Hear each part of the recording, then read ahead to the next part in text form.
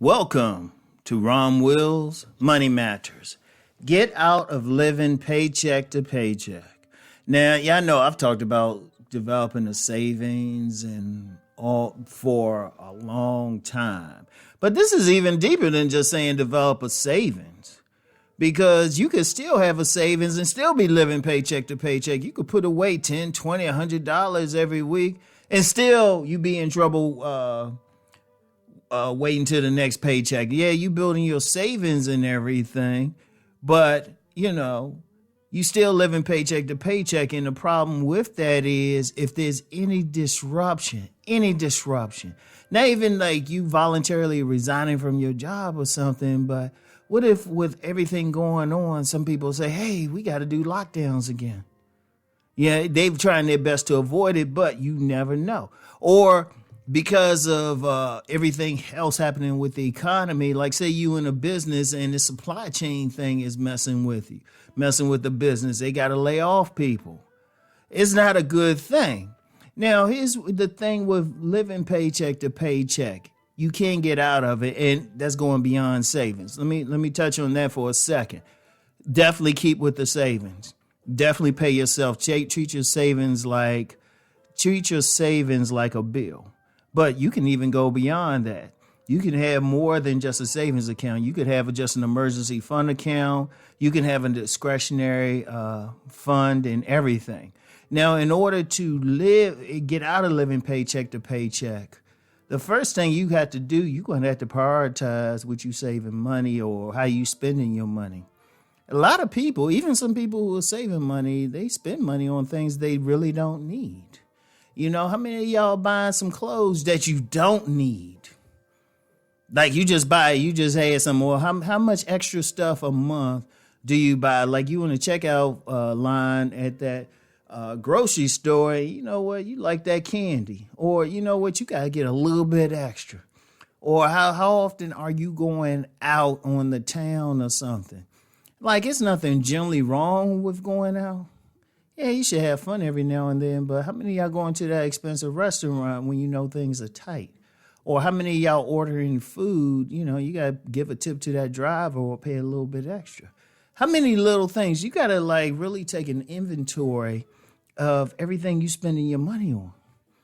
You got to take an inventory of it, like sit down, sit down and say, okay, do I really need to get this? Do I really need to get this? Do I need this? Because the thing is, anything can throw you off.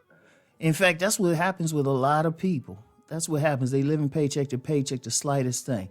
Like a big deal with many Americans in particular is I've seen several reports saying half can't handle a $400 emergency. Now, I used an example before. What if you get in an accident with your car? Even if you got insurance, you've been paying that up and everything, you keeping that up. In most insurance companies, you have a $500 deductible. And there's probably some out there, they let you get away with not having it or something. Good luck finding them. But most of them have a $500 deductible. That's why so many people drive around.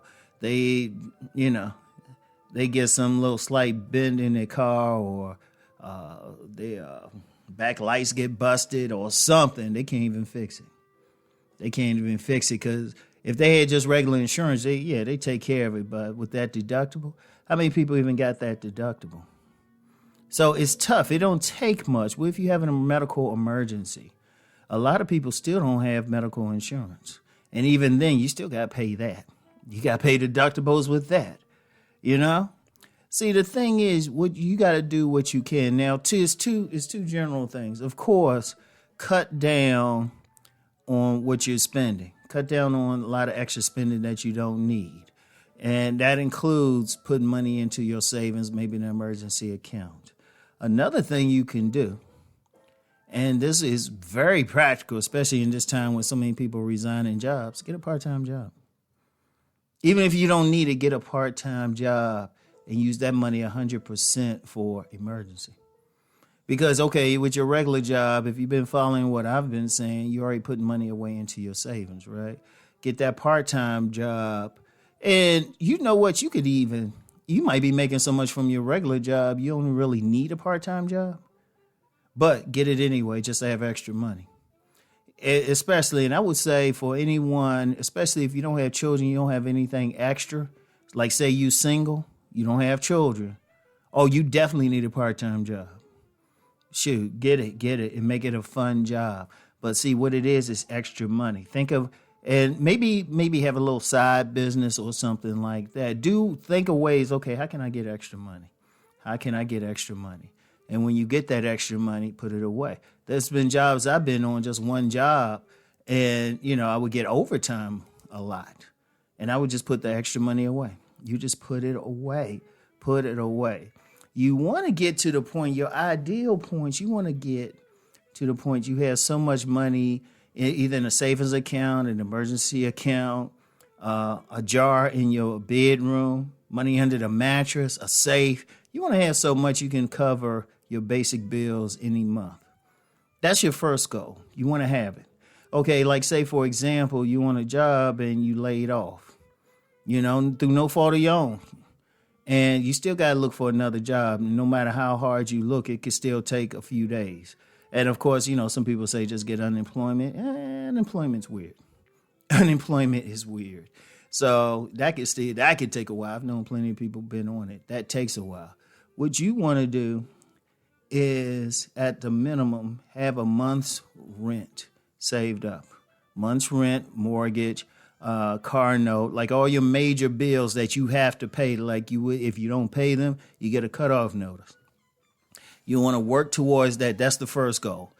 Don't even put that in your savings. Put that in a separate account.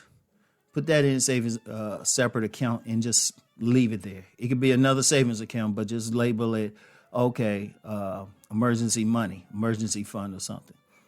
Build that first month. Work towards that second and third. Shoot, if you could save a year, if you could do that, shoot, you're really doing good. Shoot, you start a business channel. Seriously, I'm dead serious. Shoot. Because even with what I do now, that's one of the things I do. I'm good for, I always put enough money away that if I don't bring in any more money, I'm good for a while.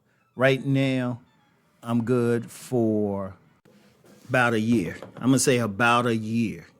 My thought is I want to have enough money that I'm covered if for whatever reason my income flows stop right then. But one of the things, I got multiple, but still, that's how I'm looking at it. I'm like, okay, if something happened, I'm good for at least a few months, but definitely good for a year. I would have to cut out some stuff, but still. So that's one. So, you want to do that. You want to save up enough, but you just get out that mentality because that's tough. Do whatever you got to do. Get a part-time job, increase your savings, cut out some stuff. Shoot, maybe even move to a cheaper place. Do what you got to do. Get out of living paycheck to paycheck. So, and y'all know the deal now. Let's go make that money.